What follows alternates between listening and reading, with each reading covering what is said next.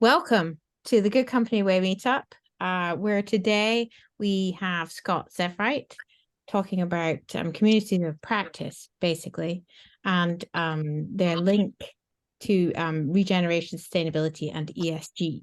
So the Good Company Way is we're here to kind of a guiding group. That's the idea to help companies and people, by sharing and learning together. To gain insights and think about how we can balance profitability with social and environmental responsibility. So the idea is we're moving away from maximizing just profit, and actually how can we come together to maximize the potential for people, planet, and profit. The triple bottom line, as they say, right?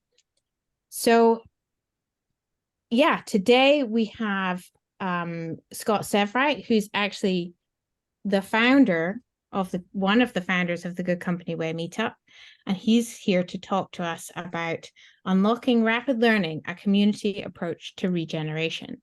So the idea is we use this word regeneration now to talk a lot about regenerating soils, regenerating our environment, but actually, how can we regenerate our communication approaches, our social interactions, and the way that we as people learn together? And that's where this wonderful session comes in from Scott. Welcome, Scott. Hey, welcome. All right, what I'm going to do quickly is jump into the slides, run through the material, and partly I'm talking to Lean Agile Scotland, and this is a pre-run of the slides. So if anyone's got any comments or things they didn't quite understand or that with the slides, do DM me, because I can incorporate it into some future version. Let me get the PowerPoint up, because PowerPoint is our friend, and let's just maximize that. So first question, can everyone see the slides? Yes, we can. Yeah, and my clicker's working. Right, so this is me, Scott. I worked in lots of places. I do lots of communities of practice. I do kind of lots of focus. I started off in delivery, and then I went into C-suite consulting. And way back, I was in the lean movement with Deming back in the 80s. So when agility came along with the C-suite consulting and the lean and the other things, it all just really fitted really well. And then I became an agile coach, and that's kind of why I've been doing so much in the way of connecting people in agile. I'm also passionate around about in the prosperity piece and the people piece about creating free learning. This is why we record this. So if you're watching this out in Africa or India or somewhere, welcome. Everything we do as videos, so that people can't make the session, they can watch it, because that's really important to me. That learning and sharing learning across the world. Okay, so where are we going today? We're going to cover off a little bit on what communities of practice are. Some people might have been in one, some not. If you have been in one, could you put in the chat, I was in it, and maybe what your experience was? We're going to look at learning in a communities of practice versus traditional classes. And we're all familiar with traditional classes. We do it all the time. A lot of certification around about Agile is traditional class as well. And we're going to look at the limitations of some of this. And then we're going to look at continuous learning. Then we're going to look at COPS and sustainability and Agile and about how that could all move together. And then we're going to look at some of the difficulties around about the complexity of time zones, of different types of people, of different languages, and what we can do about that, especially as a lot of the groups I've ran or set up have been international. Then we're going to look at how COPS and Agile can really help tackle climate change and things like climate change, like poverty. So again, going back to the people, the planet, and prosperity. And I don't think that we're using it enough. I think we could probably use it a little bit more. Okay, let me click on the slides again. All right, so communities of practice as a term comes from Etienne Wenger. I've got a lot of details at the back of all the material produced. At its heart, communities of practice are groups of people who share a concern or a passion for something they do, and they learn how to do it better as they interact regularly. So three things there. There's a concern.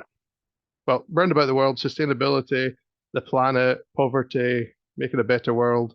That concern is there. It's a shared concern. It's been expressed corporately, so it's something we should all be leaning into. So that's fairly obvious. Learning how to do better is interesting because it means like not kind of, yeah, if you had the solution to climate change, sharing it, not keeping it to yourself and licensing it to try and make as much money and things. There's an element about how we can all get better. And in agility as well, we're always trying to use free materials and things just to help other people in the world use it. And then there's the interacting regularly piece, and that's a community piece that we want to get to. Okay, so believe it or not, this is a community of practice.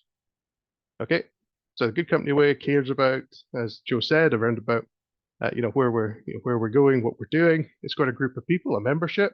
I took this off the week before last, and it's 186 members. We've now got 340 members. That's a very big, growing community. It's got a clear vision. It's got organizers. It's got members, and it meets regularly. So we've got a kind of weekly heartbeat, and we're still finding out which times suit people and which topics suit people. But everything there, in essence, we're a community of practice. The reason I say that is sometimes, community of practice is seen as formal things.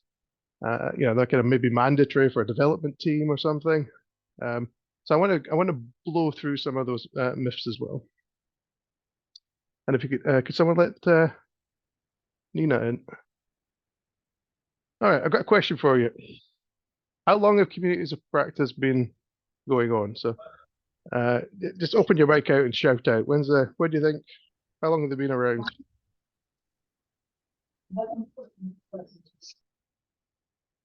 Anyone got any ideas?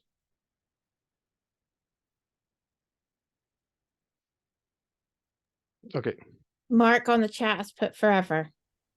Yeah, well, actually older than humans. There we go. So little fun thing if you're in a pub quiz.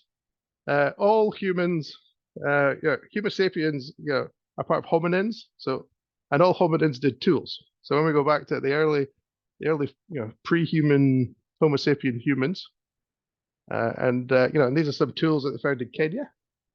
And clearly it's, there's a repetition, there's been a learning as well. So yeah, before humans, that's how far we've been learning. Nice one, Mark.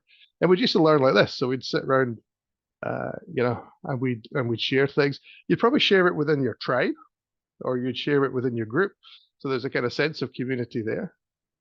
And even then, this was seen as giving you competitive advantage. Even if your competitive advantage at the time was maybe access to proteins and things. I think someone's waiting to come in. Yeah, cool. All right, so Lave, not sure how to pronounce that. I'll check out on the video. And Etienne Wenger coined the term while studying apprenticeships. So they went in to look at apprenticeships, coincidentally enough, in East Africa, in Kenya. And they went into it thinking they were looking at a student-master relationship. So how do the students learn from the master? And when they got there, they found out it was much more complicated than that. And people were actually learning in many different ways. But they were often learning from other apprentices that were a little bit more advanced and journeymen. And there was a lot more adaptability and flexibility than just one person master teaching a pattern. So here's a kind of reconstruction of what that would be like. And going forward, here's our community practice here that we might have in an IT place where we've all gone down to the canteen to go and learn some new tool or setup. And there isn't that much difference between this and that. In both cases, we're trying to acquire knowledge, we're trying to acquire skills. We might be doing it in a way to to help ourselves, but also to help the community. This is going back to the community approach. All right, so let's you see the picture on the. It's funny, the picture here on this slide reminds me very much of my old school, which is the very old Victorian school in the centre of Aberdeen. It had roofs like that. I remember as a boy looking up at the roofs, and and the lights and the old clocks and everything else. So this a kind of approach to learning, and even if we're doing it on a Zoom call where everyone's a little box now instead of a little desk, and we're doing it here, so I'm probably teaching the thing that that I'm telling you shouldn't be doing. There's a difference between that kind of here's someone telling and I'm going to absorb the information to let's learn as a group. Let's talk about things, let's share things, let's build on each other's bit. And if we break down the differences, one's flexibility and structure. So I'm going through these slides. we're not going to veer off and do a different slide or a different topic. In a community of practice, which is basically a conversation you might, you could have a syllabus. That syllabus probably goes towards an exam. I've got a friend who's in a safe exam just now, and he's saying, I don't agree with the answer in the syllabus. And I'm like, yeah, but you need to get the answer in the syllabus to get the mark, to get the certificate. So yeah, whilst you don't agree with it, you haven't got any room to kind of disagree because you're learning a body of knowledge. Whereas community of practice and some of the things that we're doing in sustainability and agility, we're first to the phone. There's nothing there. We're kind of, we're talking, we're checking, and we're inventing. And that's a different dynamic. And we'll talk a little bit why that's so important later. Classroom, structured, listening, controls, community, much more lively. Many of the communities of practice that I've set up and worked on, we've been at the pub, we've been at people's houses and things, it can be much more lively. The other thing I'm going to say is communities of practice are long-term, and usually training, and any kind of training, whether it's a course or a degree, or even if it's a new skill getting introduced to an organization. Let's say we took in DEI, diversity, equity, and inclusion. You might set a course for that for 2 weeks. Or we might do the horrible thing that big companies are doing now, is you get all this mandatory learning. So you sit at a screen and you have to go through all the mandatory learning and get certified. And then if you're working for a supply company and you've got multiple clients, you're going through the same stuff every time. Money laundering, everything else. But there's no change, there's no debate, is there a better way to do this? This kind of regulatory compliance. And it's short term. Yeah. Ask me something that I did in mandatory training last year. I won't remember it at all. Ask me stuff I've talked about in a community of practice, and I'll probably rattle on passionately about it. Okay, so let's break down some of the things that are happening in communities of practice. So we're facilitating learning, okay, and that's giving us kind of skills development, and we might be learning completely new skills. We might actually be combining skills to create skills that are only being evolved or used in that community of practice. We may call some experts in to talk. I've talked to Piotr. He's asked to come in to kind of guest speak at some things, and that's good. But there needs to be some reflection on that information. That information is just cascaded and nothing happens. That's not really a community of practice. There needs to be some kind of, well, how are we going to use this? How does this make things better? And the other important thing is there needs to be some kind of knowledge repository. And this is where community of practices can be really good with people coming into organizations, because we can use them as an induction. We can use them as a way we do things here, but we can also use them to make them feel part and belonging, so they want to share. Maybe they've done things in other organizations they can bring. It's not a case of learning how to do the way we do it here. It's coming into the community of practice and building the community of practice up. So idea incubation, we talked about that. We can also bring problems to the community of practice. And I don't think we do that enough. But and whoever's running a community of practice, if they mix in real life problems, it makes it very interesting. Because chances are if one person in the organization has that problem, others will have that problem. And we can also pilot and test things and build things. So we'll do, even today, I'm taking the slide set in because I'm using it at Lean Agile Scotland. So I'm testing it with you. If you all hate it, you can write to me and I can change it before I present it next week. Okay, the other thing is to cultivate open-mindedness. Community practices usually say there are multiple ways to do things. And formal education usually just tries to promote one way of doing it. It's also, we're trying to get inspiration. So the idea of, I saw this, I saw that, I put them together and now I've created this new thing. And also networking, meeting people. How many times have I been at, especially with knowledge workers, they may be all in separate spaces. They might be in the same meeting, but they're not talking because the meetings are transactional. So creating a space for that interaction, getting to know people, getting to trust people, that'll really help. I think we've got someone waiting to come in. So one of the things we wanted to talk about was the barriers to community practice. I think that's a really important thing. And I've picked a few of these, but let's just run through. And the format here, and if you want to take a picture of any slide, this is probably the most interesting one in the talk, because it's got the barrier and some possible solutions. So one of the problems we've often got is language barriers. And there needs to be some kind of checking that everyone understands the language. And I'm not talking about simple things. I'm talking about things like When I say something's done, what do I mean? Yeah, is it nearly done? Is it almost done? How are we using it? Even years ago with projects, I remember saying that this project needs an English teacher, more than it needs any kind of specification. So having that ability to check words, to create definitions of words. Joe and I are doing a lot of things in sustainability. Recently, there's a couple of glossaries that came out. And the glossaries are great as well, because as well as defining a term, they could also give you inspiration about it. And then there's cultural differences.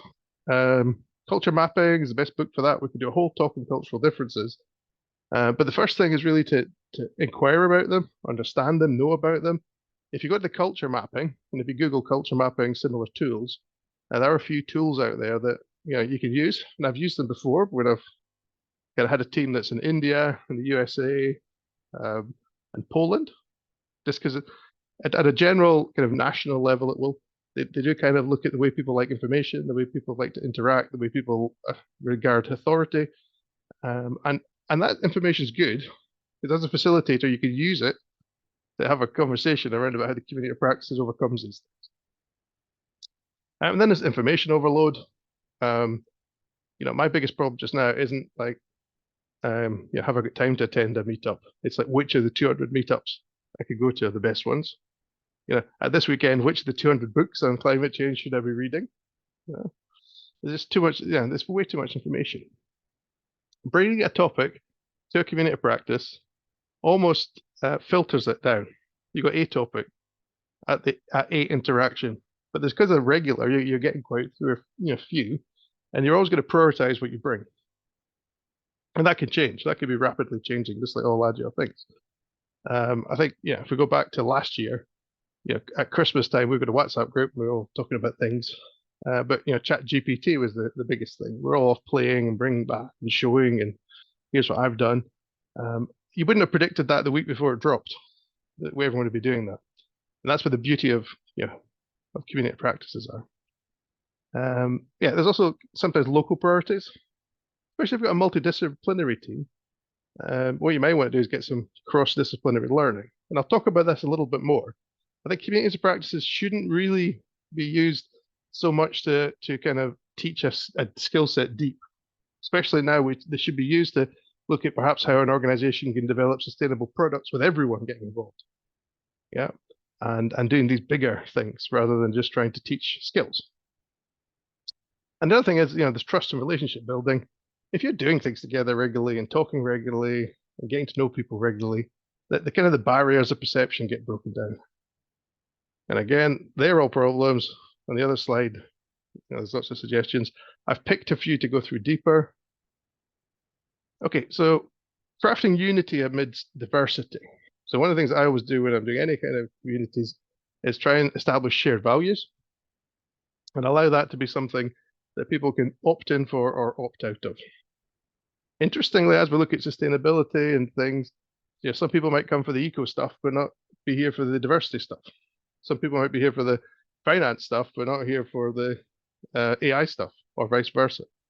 So again, it's having those values clear so everyone knows what they're signing up to. Open communication and encouraging people to be open. We could talk about this a little bit after the talk, but Joe and I have been finding this harder, not easier. And maybe we can talk about that as a group as to why that's getting harder. Maybe we're all doing more. Maybe we all did a lot more during lockdown, and we're all trying to do everything we did in lockdown and travel now. And also celebrating diversity. Tons of ways to do that. One of my favorite ones when I was in London years ago was we had a very multidisciplinary team from all over. And on and like one Friday a month, we would all bring food from our countries. It would encourage people to try different foods and different things. Anyone want to guess what I brought from Scotland? Yeah, Scotch egg. Okay, the other thing is neurodiversity. Not everyone thinks like you think. That's a shocker. I've always had dyslexia. Recently, been looking more and more at the ADHD side of things, and I'm just finding a strong mapping. But what I didn't realize was that I tend to work with people who are a little bit on the autism scale. And that's fascinating. And what that does is it's the opposite skill set almost. And And what that means is that between the two of us, we actually cover off more of the diversity. But because we've got specialist focus, we actually notice more. So it's not just like, two of us together make a person. The two of us together make a super person, because we've got, if you add my hyper focus to someone else's attention to detail, that gets scary. Okay, and again, this is like the enhanced focus and specialization. So even like in testing and things, we've got like autistic teams that are coming in, and charities are trying to promote that, just because the skill set really fits the tool. So if we don't have these people, if we don't have all that representation in a community practice, if we can't find ways to keep all of that people interested, or permission people to, I've got, with my ADHD, I might get bored on a topic. That doesn't mean to say I don't want to be part of the community practice. It doesn't mean like it's not working. So somehow we need to have rules. I mean, within Agile, we've got things like open space, Harrison's law of 2 feet. So if I'm not getting any value, leave. If we make these things open, then it's going to be less like that boring classroom. Which actually is a nightmare for anyone who's neurodiverse.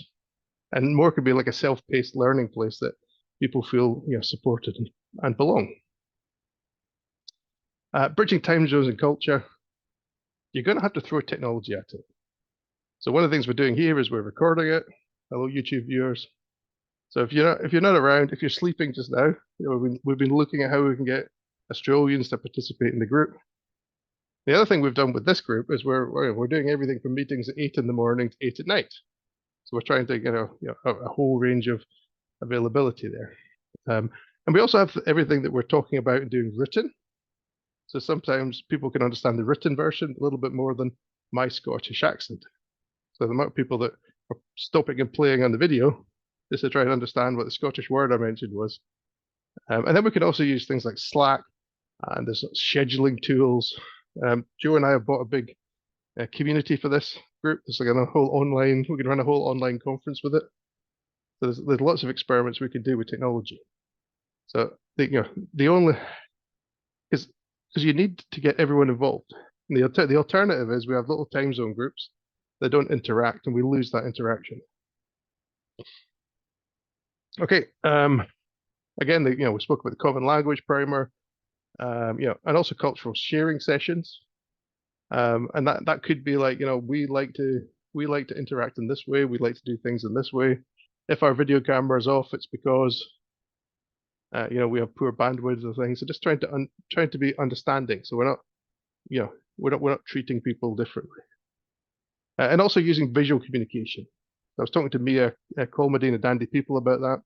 If you think of a lot of her work, you can actually work out what it is for the picture. And that just goes global. So everything you do, try and do pictures. And strengthen bonds, enhancing collaboration and creating that inclusive environment. And again, making this the important thing. Doing the human thing first. Don't be mechanical or transactional. Now, why is this important? Well, we've used Midjourney to kind of create this complicated vision of the future at the side, but where we're heading in terms of AI, robotics, genetic engineering, the climate crisis, where we're heading is going to be completely VUCA, so VUCA, so volatile, uncertain, complex, and ambiguous. I'm doing some slides just now about ESG, and I was to start with the definition of ESG, the definition of VUCA is ESG. It's all the things that you can have in that definition. We don't know what the standards are. We don't know what we want to focus on. We don't know what the challenges are going to be, and we don't really know what the outcomes are. We don't know what's going to happen in between. So again, this is where people are leading. This is where we're learning. So I think communities of practice give this a great chance to work together, operate together, bring in more perspectives, get ideas from the edge, get rapid feedback loops, and get more collaboration on problem solving. So your communities of practice at work, my wish would be, instead of worrying about, what's the best way to use X code, or what's the best tool to use for Y, why don't you actually start thinking, how can we innovate our organization to, reduce our carbon? how could we do more things for other parts of the world? Yeah, and make these big product groups, these product learning groups, and go out and experiment, and go out and see what other people are doing, and go to conferences and talk about it, and actually step into that. Here are the solutions. Probably run out of time for this meeting, but here are a lot of the myths around communities of practice, and all of you have probably seen some pretty formulaic standard communities of practice, and these myths, are really around about unpicking that. I'm gonna jettison this because I want to get into the questioning. To conclude everything I've said so far, if we want to drive innovation, diversity helps. If we want to adapt, responsiveness helps. And if we work in community-centric growth, we can have shared goals and we can almost get a sense of purpose. And that's going to be a long-term thing that we're going to have a lot more fun on. Okay, so I can't get this graph out of my head. This comes from a great book, Pathways to Action, which I'm reading, and Peter's going to come and talk to this group a little bit later in the year. But this graph basically shows, here's where carbon's coming from, here's how carbon's growing, and here's everything that we've done. And I don't think you have to be a statistician to work out that it doesn't look like anything we've done's made that much kind of effect. If anything, there's a slight exponential growth happening. So that's a worry. So we are going to have a hot world. So we are going to need solutions to that hot world. And so let's look at COPS and Agile. So Agile and COPS both look at shared value. Agile and COPS both solution focused and bridging gaps. And when you work them together as part of that double learning loop, I think you get an enhanced impact. I think you can actually build, with your community of practice, you can actually build into your delivery side, much more puzzles that can help fix the bigger problems. So I think we need to get regeneration, as Joe said at the beginning. And I think Agile and communities of practice working around about the climate crisis can really focus on bringing that regeneration. So I think the communities of practice and Agile teams can work on patterns, and they can share the patterns globally and help people understand how to do these patterns quicker. I was recently at a sustainability conference, and on one side of the room were people with solutions, and the other side of the room were people with problems, and nobody was talking. So even if as Agilists we can start bridging that gap, I think that would be really important. And then Agile teams are great at delivering things. So why don't we start delivering some of these solutions or these apps? And again, I think entrepreneurs are going to be the lead out of this, not governments. And then, and there's great solutions that can come. So I'm urging people to start communities of practice in the space in their office and re-energize and free them. As Socrates said, the secret to change is to focus all your energy, not on fighting the old, but on building the new. And I think the Agile community, we've been fighting waterfall for years. And I'm saying, look, let's forget about waterfall. Let's forget about fighting those, fights. Let's move forward. Let's try and focus what we're good at. Let's saving the world, and let's use it with communities of practice and learning. So community of practice are not just learning platforms. They are the nexus of innovation, collaboration, adaptability. Let's harness the power of communities of practice to drive positive change and shape a sustainable future. I don't think we understand the potential of community practices, and I think we can do a lot more. Thank you. A little bit rushed, didn't go into the myths, but I wanted to get to the questions. This is where I put the slides away and we have a chat.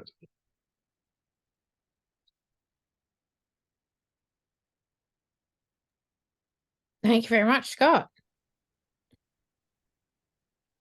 So amazingly, during the session, we've had no questions. I think everybody was trying so hard to absorb what you were saying. That was, at least that's where I was at anyway. So,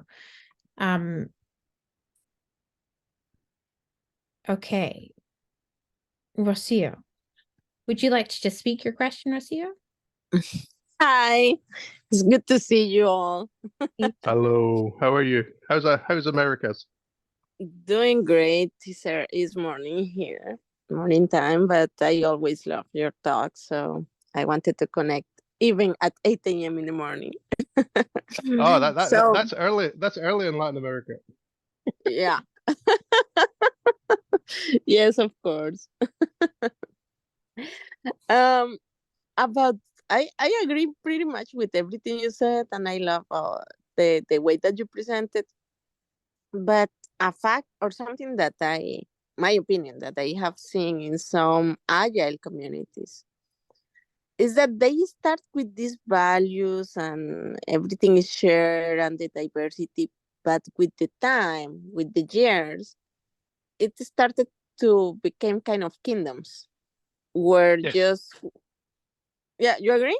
Yeah, Where yeah. just some people are the ones with the right or with the truth or the owners of the what is the way to do the things, uh, and that start killing the participation of new people, or there are people that just move around and they create maybe other communities, or they just move and they go to other places, or they just never participate no more. What would you recommend for that? Can I tell you a joke first of all? A Yeah, joke? I'll tell you a joke. Yeah. Okay. There's a man on the desert island and he's been stuck in the desert island for 2 years. And the ship comes to pick him up. Yeah. And he's on the desert island, there's 3 huts. And as the captain's picking him up, he said, "Oh, you know what? Yeah, there's only one of you in the island. Why are there 3 huts?" And he says, "Well, this is where I live. Yeah. And this is my church." And he says, "Well, what's the 3rd hut?" He said, "That's a church I used to go to."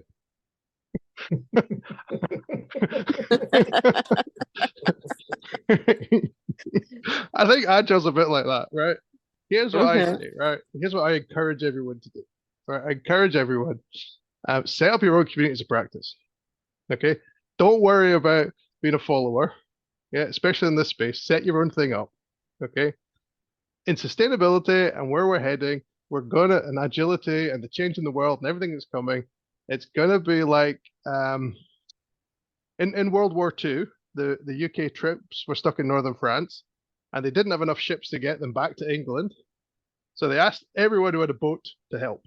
They were called the cockle shell heroes, right? So if you had a boat, you were permissioned by the Navy to go and get some soldiers and bring them back to the UK. And there were fishermen with small boats and fishermen with big boats and commercial groups. And and that's what we need to do.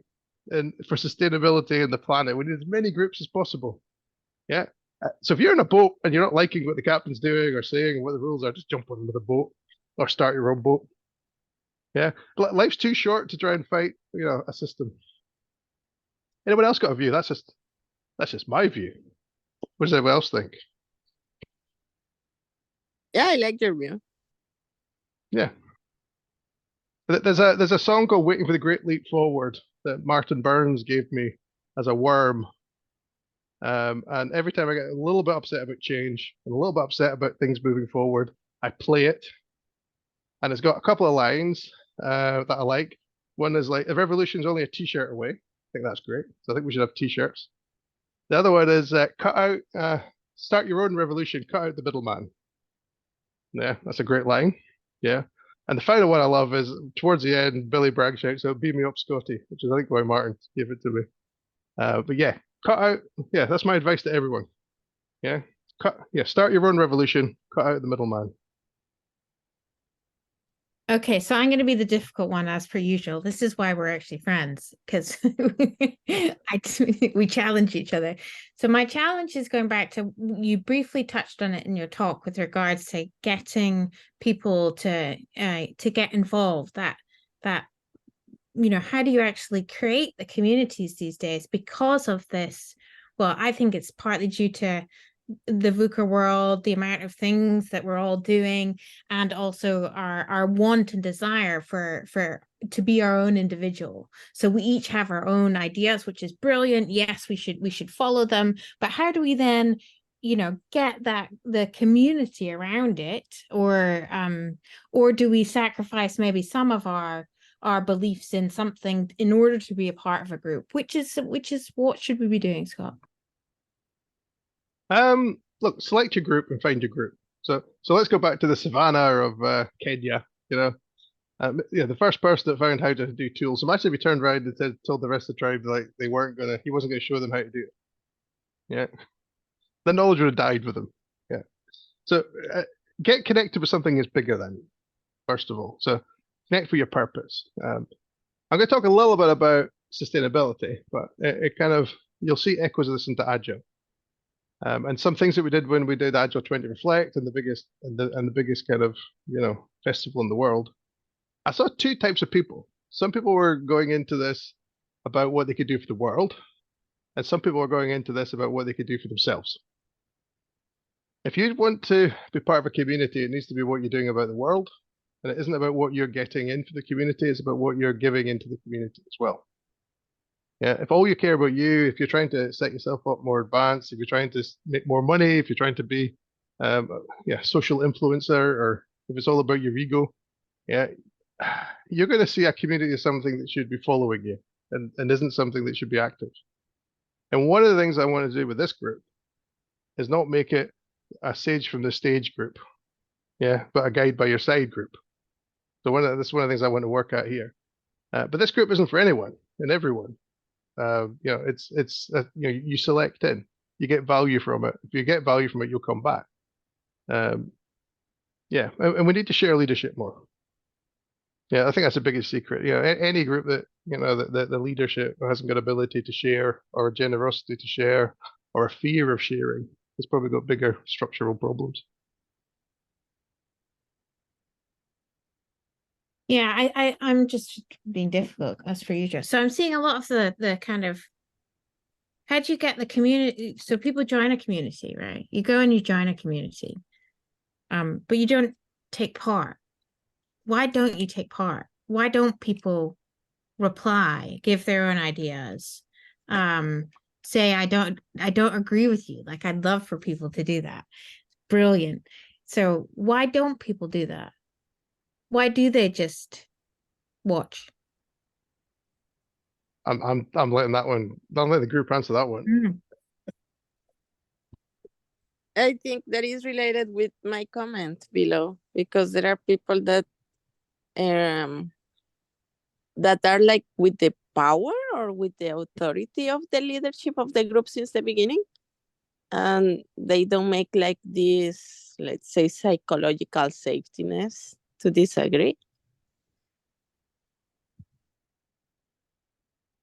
Yeah, I think there's also different ways of participating. I mean, some people might not feel very confident speaking in English. Some people might not feel confident in communicating in the written word.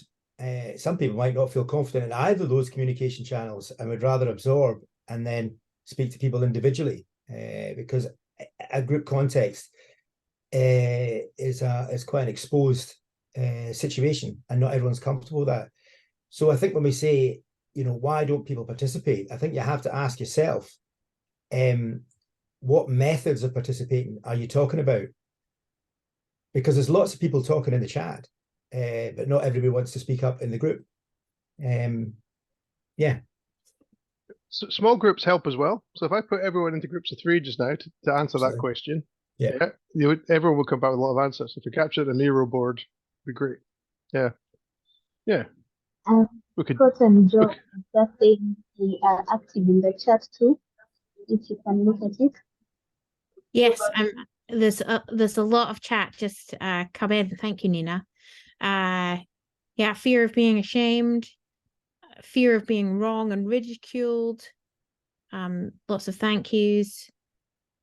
Use different platforms to share ideas, precisely what you were mentioning earlier. So looking at what you were saying, Mark, the different ways that people communicate and how to, again, what Rocio and Nina are saying, how to make sure it's a psychologically safe environment for all of the different platforms, depending on how you communicate. That's the kind of me putting the patterns together in my head. That's what I'm hearing. Does that sound about right to people? Yeah, you summarize really good. Thanks, Rocio. But also, like, when I think about why people not spontaneously create communities, especially at work, it's probably one of the factors that I really see as important is the encouragement from the leadership, right? Like, I mean, usually in a classic approach, leadership usually promotes the individual contribution, right? And this is so far away from like contributing through community, and they don't even understand that the actual contribution. Oh, classroom. Anyway, so I can see like the encouragement for leadership as one of the key enablers for effectiveness of communities of practice within organizations. And I think, forgive me, I'm not sure how to pronounce your name.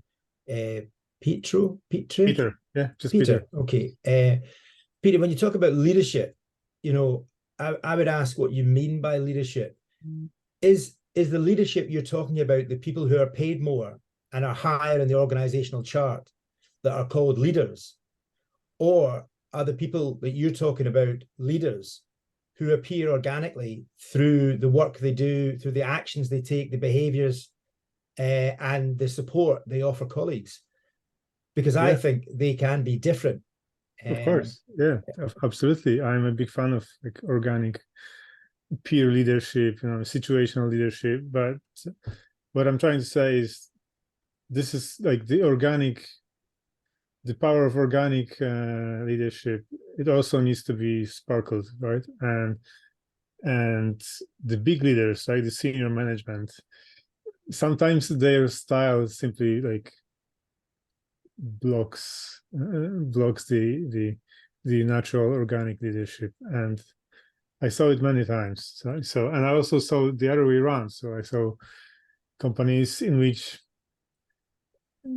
communities of practice, to some extent, they kind of took over the power of daily operations, and they were pretty strong, and senior leadership had to learn how to work with them and how to maintain this value they are adding to company.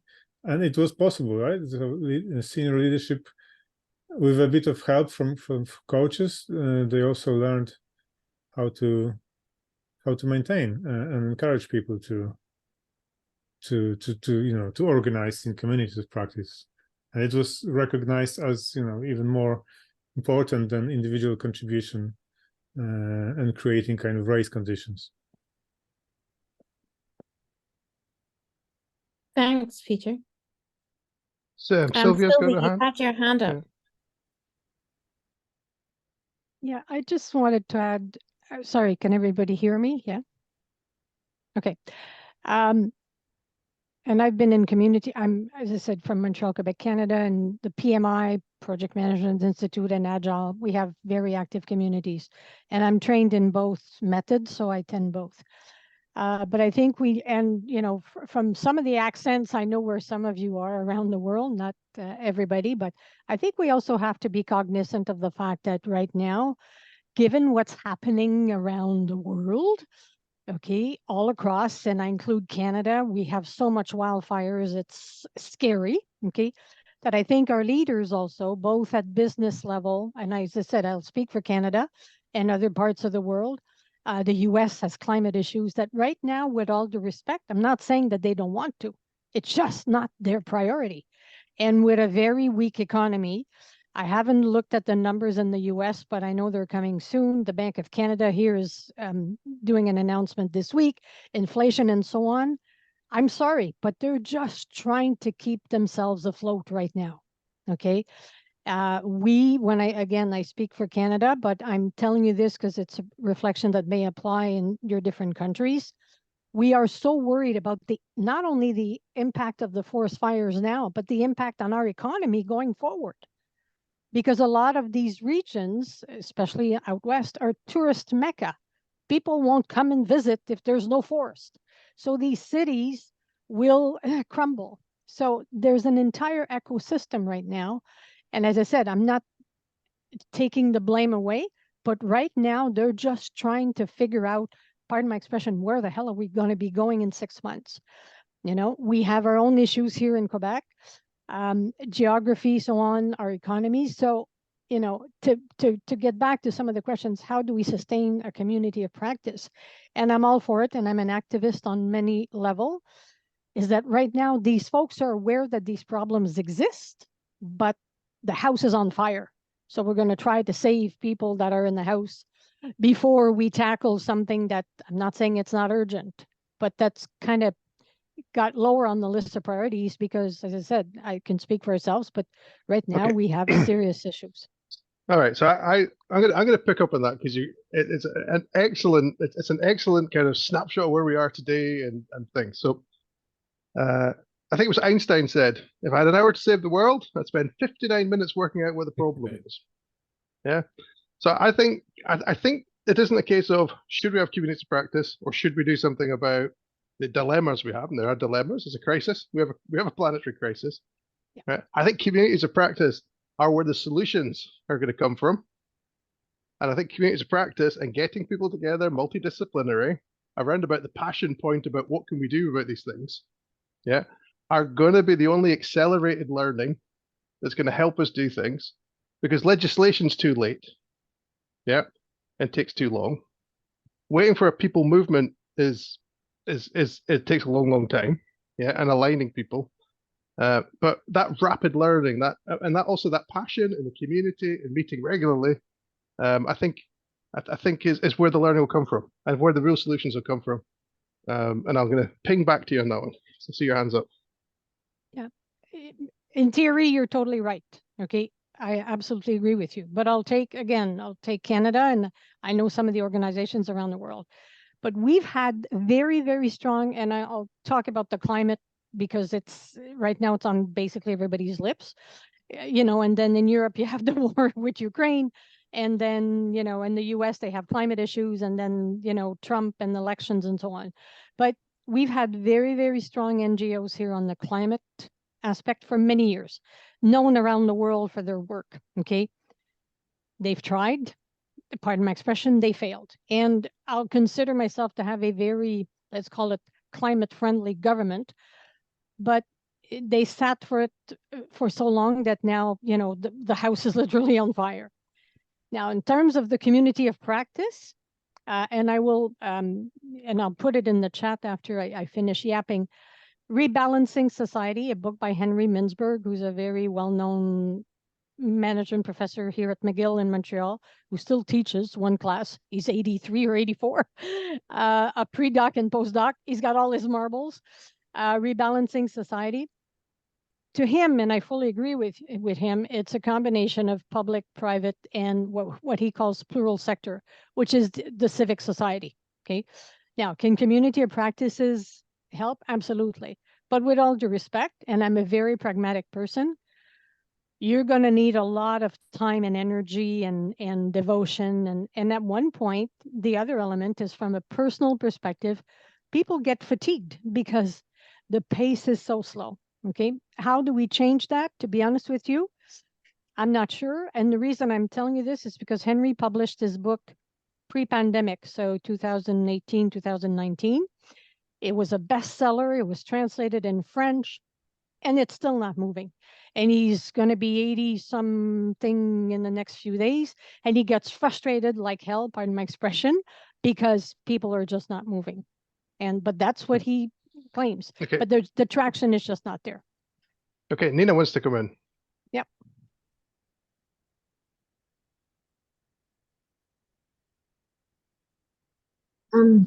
Hi. So for me, I just have a question about exposure, especially communities that we live in. The fact that we are making efforts and talking about the things without experience. So my question is, to what extent does physical presence and physical experience matter in learning and driving sustainability, and is being online enough, is talking about it, and what more can we do to influence the learning that we need to go sustainable?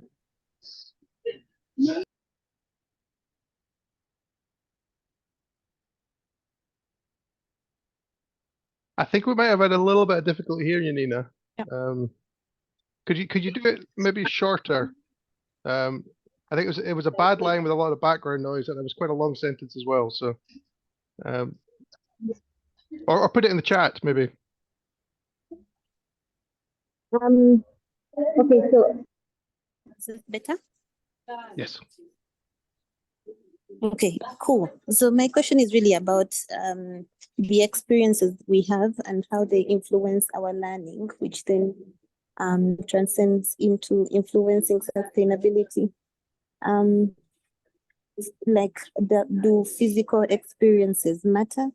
Is being online enough to actually drive positive learning towards sustainability? Just as we're kind of wrapping up, and I'm going to hand back to Joe to wrap up. I think the internet had the same impact as the Gutenberg printing press. So the amount of information that you can get, the fact that we could talk to you now in Kampala, that's got a lot of opportunities. It also adds a lot of complexity, as I talked about in my talk, because it means that, you know, we in the online world, you know, how we talk and how we shorthand doesn't work. You know, we need to clarify things. Different parts of the world will have different issues. So, you know, Sylvie's worried about the climate over in Quebec. Maybe in Uganda, you're not worried about the climate so much. You're maybe more worried about economy.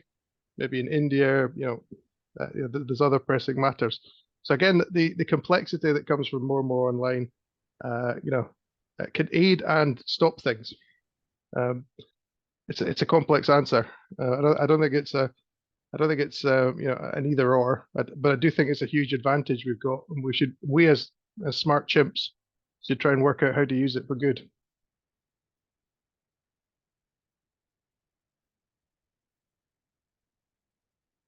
Right, Joe, do you want to? Thank you very much, everybody. It was a really good discussion and a very interesting talk. Thank you very much, Scott. I'll give you a little clap if anybody wants to do that virtually or real. So I was just looking at our upcoming meetups.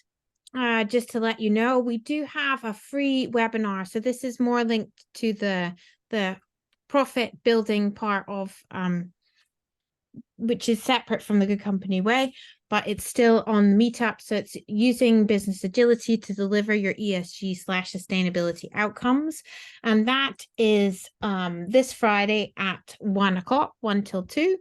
And the one after that, we have the lovely Cecilia Gaze, who's a pioneering founder and CEO of the Wellbeing Farm, a unique and sustainable events venue in the UK, one of the first events venues to obtain a B Corp certification. So she's coming to speak at the meetup on next Tuesday at 2 p.m.